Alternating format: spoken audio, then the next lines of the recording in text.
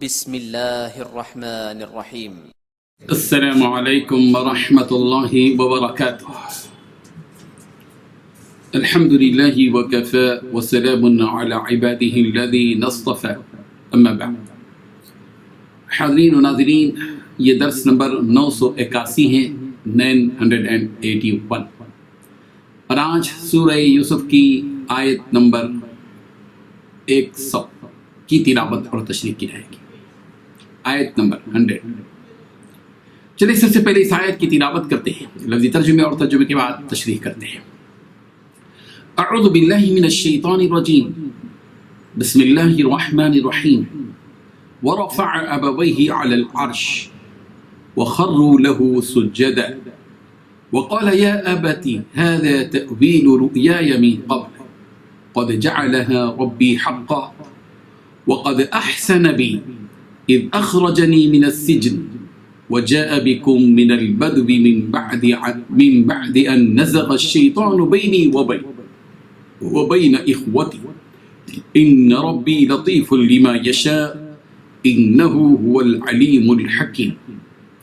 لفظی ترجمہ یوں ہے، ورفع اور اونچا بٹھایا، ابویہ اپنے ماں باپ کو، علی العرش تخت پر، وخروا اور وہ گر پڑے، لہو اس کے لیے، سجدہ سجدہ کرتے ہوئے، وقال اور یوسف نے کہا، یا ابتی اے میرے ابا جان، ھذا تأویل یہ تعبیر ہے، رؤیا میرے خواب کے، من قبل جو پہلے دیکھا تھا، قد جعلها تحقیق کر دیا ہے اسے، ربی میرے رب نے، حقا سچ، وقد احسن اور تحقیق اس نے احسان کیا، بھی میرے ساتھ، اذ جب اخرجنی اس نے مجھے نکالا، من السجن قید خانے سے، وجاء بکم اور تمہیں یہاں لے آیا، من البدو صحرا سے، من بعد یہ اس کے بعد کے نزغ اختلاف ڈال دیا تھا، شیطان نے، بینی میرے درمیان، وبین اخوتی اور میرے بھائیوں کے درمیان، ان ربی بے شک میرا رب، لطیف خوب تدبیر کرنے والا ہے، لما اس کے لیے جو یشا وہ چاہتا ہے، انہو ہوا بے شک وہی ہے، العلیم خوب جاننے والا، الحکیم نہایت حکمت والا. ترجمہ یوں ہے، اور اپنے والدین کو تخت پر بٹھایا اور سب یوسف کے آگے سجدے میں گر پڑے. اس وقت یوسف نے کہا کہ ابا جان، یہ میرے اس خواب کی تعبیر ہے جو میں نے پہلے بچپن میں دیکھا تھا.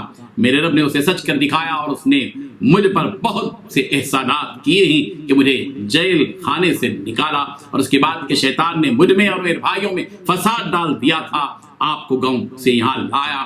بے شک میرا رب جو چاہتا ہے تدبیر سے کرتا ہے، وہ دانا اور حکمت والا ہے. اس آیت میں 6 باتیں بتائی گئی ہیں. پہلی بات، حضرت یوسف علیہ السلام نے اپنے ماں باپ کو تخت پر بٹھایا. دوسری بات، اور وہ سب حضرت یوسف علیہ السلام کے سامنے سجدے میں گر پڑے. تیسری بات، حضرت یوسف علیہ السلام نے کہا کہ ابا جان، یہ میرے خواب کی تعبیر ہے جسے میرے پروردگار نے سچ کر دکھایا. چوتھی بات، اور اللہ نے مجھ پر بڑا احسان فرمایا کہ مجھے قید خانے سے نکال دیا. پانچویں بات، اور آپ لوگوں کو دیہات سے شہر مصر لے آیا. چھٹی بات، حالانکہ اس سے پہلے شیطان نے میرے اور میرے بھائیوں کے درمیان فساد ڈال دیا تھا. بزرگان محترم، حضرت یوسف علیہ السلام نے اپنے ماں باپ، بھائیوں اور ان کی اولاد وغیرہ کا مصر سے باہر نکل کر استقبال کیا، اور ان سب کو یہ کہہ کر مصر کے اندر لے گئے کہ اللہ نے چاہا تو مصر میں امن چین کے ساتھ آپ تمام رہو گے. اس کے بعد یوسف علیہ السلام نے ان سب کو پورے اعزاز و اکرام اور پورے ہی احترام کے ساتھ مصر میں ٹہرنے کا انتظام کیا، اور جس شاہی تخت پر حضرت یوسف علیہ السلام خود بیٹھا کرتے تھے، اس پر اپنے ماں باپ کو بٹھایا، اور قیامت تک کے انسانوں کے سبق دیا کہ بیٹا جتنے بھی بڑے مقام اور بلند مرتبے پر پہنچ جائے، اس کے سامنے ماں باپ کا درجہ کم نہیں ہوتا. وہ اگر شاہی تخت پر بھی جلوہ افروز ہو جائے، اس کو چاہیے کہ اس بلند مقام پر اپنے ماں باپ کو بٹھائے اور معاشرے کو بتلائے کہ ماں باپ کی عظمت کا تقاضا یہی ہوتا ہے. جب حضرت یوسف علیہ السلام نے اپنے ماں باپ کو تخت شاہی پر بٹھایا تو ان کے ماں باپ اور سارے بھائی ان کے سامنے سجدے میں گر گئے. یہاں یہ سوال پیدا ہوتا ہے کہ اللہ کے سوا کسی اور کا سجدہ کرنا تو حرام ہے، پھر کس طرح ان سب نے حضرت یوسف علیہ السلام کے سامنے سجدہ کیا؟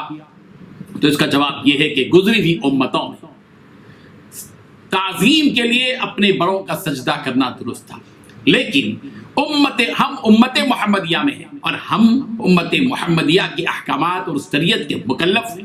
ہم پر ذمہ داری ہے کہ ہم اس شریعت پر عمل کریں جو شریعت محمدی ہم سب کو دی گئی ہے، اور شریعت محمدی میں اللہ کے سوا کسی اور کا سجدہ کرنا درست نہیں ہے. یہی وجہ ہے کہ نبی کریم حضرت محمد رسول اللہ صلی اللہ علیہ وسلم جیسی مقدس اور عظیم ترین شخصیت موجود تھی مگر کسی صحابی نے آپ علیہ السلام کا سجدہ نہیں کیا. ماں باپ اور بھائیوں کا سجدہ کرنا دراصل اس خواب کی تعبیر تھی جو حضرت یوسف علیہ السلام نے دیکھا تھا کہ سورج اور چاند اور 11 ستارے ان کے سامنے سجدہ کر رہے ہیں. اس خواب کو حضرت یعقوب علیہ السلام اسی وقت سمجھ گئے تھے جس وقت حضرت یوسف علیہ السلام نے ان کے سامنے یہ خواب بیان کیا تھا, اور یہ خواب اب شرمندہ تعبیر اس طرح ہوا کہ ایسے حالات آ گئے کہ ماں باپ اور ان کے بھائی حضرت یوسف علیہ السلام کے سامنے سجدے میں گر گئے.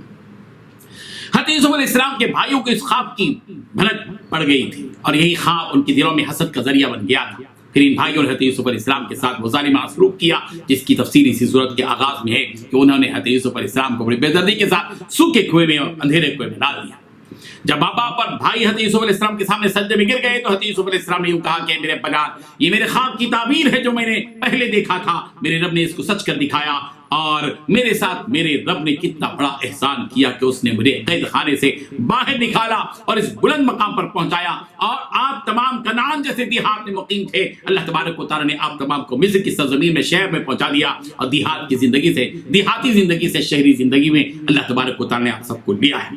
اور یہ سب کچھ اس مرحلے کے بعد ہوا کہ شیطان نے میرے اور میرے بھائیوں کے درمیان بگاڑ کی صورت پیدا کر دی تھی. ان بھائیوں نے میرے ساتھ وہ سلوک کیا جو یقیناً ظالمانہ تھا.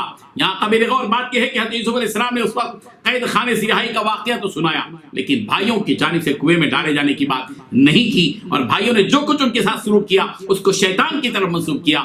یہ دراصل حضرت یوسف علیہ السلام کے بلند اخلاق ہیں کہ انہوں نے اپنے بھائیوں کو مزید شرمندہ کرنا پسند نہیں کیا. اس خوشگوار ماحول میں پرانی باتوں کا تذکرہ کرتے ہوئے وہ ماحول میں بدمزگی پیدا کرنا نہیں چاہتے تھے اور اس لیے بھی ان بھائیوں کی ظالمانہ حرکت کا تذکرہ نہیں کیا. کہتے یوسف علیہ السلام نے ان بھائیوں کو دل سے معاف کر دیا تھا. شریف اور کریم آدمی کی شرافت یہی ہوتی ہے کہ وہ ان تمام باتوں کو بھول جاتا ہے جب وہ کسی کو معاف کر دیتا ہے.